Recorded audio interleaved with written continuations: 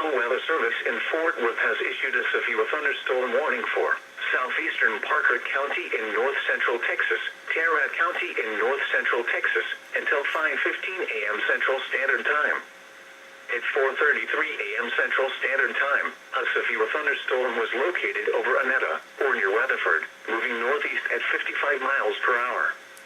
Hazard, half-dollar-size hail. Source, radar indicated. Impact, damage to vehicles is possible. Locations impacted include Fort Worth, Irving, Grand Prairie, Euless, Bedford, Grapevine, Halton City, Keller, Coppell, Hearst, Southlake, Weatherford, Watauga, Colleyville, Benbrook, Saginaw, White Settlement, Forest Hill and Easel. This includes the following highways: Interstate 35W between mile markers 46 and 67. Interstate 20 between mile markers 406 and 434. Interstate 30 between mile markers 1 and 32.